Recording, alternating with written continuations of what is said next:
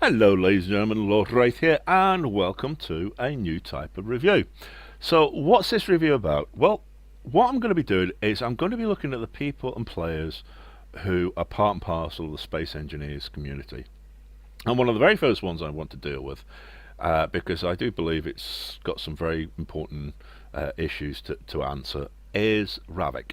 Now Ravric started playing Space Engineers quite a long time ago. Now as you can see, he's been on the Steam community for 8 years, and he has over 2,340 hours on record in the game. Now, if we go and have a look at his page on the workshop, now I will leave links in the description below. Now, as you can see, Ravric started playing Space Engineers before planets were introduced, and one of the big first ships that he ever produced was something like the Battlecruiser Classic.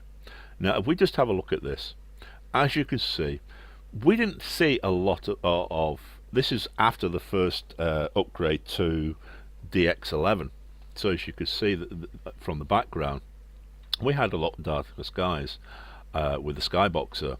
But this is the sort of ships that he started producing. Now, obviously, everybody was pretty impressed with the sort of work that he was doing, but at the time it was nothing special, because a lot of other ships were being designed sort of like similar on the same vein.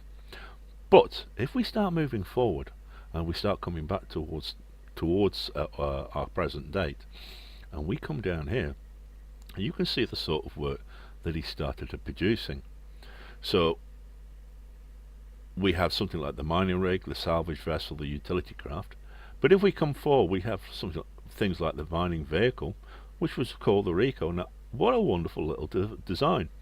Now, at the same time, as you also know, anything that you produce on the workshop, if you want to do a video to it, you have to set up a YouTube channel, and you have to put the video onto YouTube before you can associate it into the Steam workshop. And that's what he started to do. Things like the support corvette. Let me see if we can get one. I think there's one of his very earlier ones, the assault frigate. So as you can see, his design style started taking a very, very unique look, especially for the space stuff, which was the dark blue and whites with blacks. So we move further and further forward. His design also started coming into things like the Dawn Star. Now, this is one of the very first Dawn Stars that we ever saw. This was the Dawn Star destroyer. Now, in a lot of ways, this was one of his mods, where he started using mods on this creation, and we were all very, very impressed with the sort of level of work that he was producing, and it was fantastic. But remember the name Dawn Star, because that's going to become very important later on. So let's move on. We have things like the Midnight Fighter, the Heavy Interceptor, and the Heavy Bomber. Then we have our next Dawn Star, which is the Dawn Star Astro Buggy. Now this, again, lovely little thing, but don't forget, this is all before planets. So we were still playing with mass blocks and gravity generators to produce anything in any sort of form to stick to an asteroid. So that was one of the things that we all understood and knew. And then we had things like, we had access then to the Vauxhall hands. Now, once we had access to the Vauxhall hands and stuff like that, things started getting interesting, but we'll get into that a bit more, because I want to introduce you now to something which took my breath away. It was the very first time I ever came across something of Ravric's, and believe you me, it blew me away. And that was the Aurus Solar Array. Now, I would highly recommend that you go and watch the video. Now, I'll leave a link in the description to Ravric's workshop, but also I'll leave a link to his YouTube page. Because of this ship. If you really want to know what can be done in Space Engineers using just vanilla blocks, go and check this out. Now, I don't know whether it would still work today because of all the changes that Keen have made, but the video itself alone showing this ship is nothing short of beauty. This, to me, was the first time I saw what could be done, and what Space Engineers was capable of producing. And I was blown away, because wow, this was vanilla. So we move forward, you could start to see some of Ravic's sense of humour. I mean, a Rubik's Cube. Who would have ever thought of producing a Rubik's Cube in Space Engineers? It just sort of like showed the quirky side that Ravric had. But then we came to the next design. Now, for those who don't know, before Planets came out, one of the other members of the community, one of the big leading lights of our current Space Engineers community, is a gentleman called Wasted Space. Now, you'll probably know him from the series that he's done with Morphologists and with Captain Shack, which again, the series is into its second season now. But just before Planet started coming out, when we first heard the rumours, Wasted Space held a competition on behalf of Keen, and that was a Planets contest. Now, on a personal note, I have to say that even though the fact that I am one of the grand prize winners, and I won one of those grand prize rewards by producing my Sol 3 planetary journal, I never expected to win. And the reason I never expected to win was because of this, the Dawn Star freight train. Now, Keen had been making some alterations at the time, and one of the alterations was being able to place blocks at any angle and have them stay there as a station. Ravric took this idea and he ran with it. And boy, what did he produce? He produced a train set. For the very first time, we began to see what is entirely possible on planets because he produced a train. What's more unique on planet than a train? And when he entered this into the competition, we all expected, and even I expected, for him to win the vanilla section. The fact that he didn't and I beat him was nothing short of stunning, because I didn't think I would. I thought this would, and I was shocked when it didn't. Don't get me wrong, I was pleased that I won, but I was shocked that I did, because I would have voted for this guy.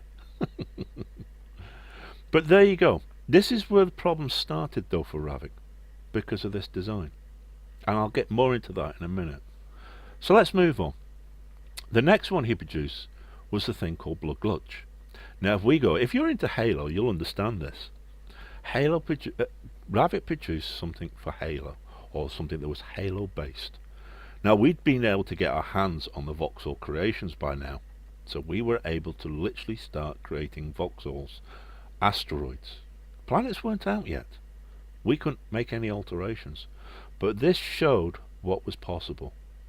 This showed how you could start changing things, and this showed the level of things that Ravric was capable of. Not just making vanilla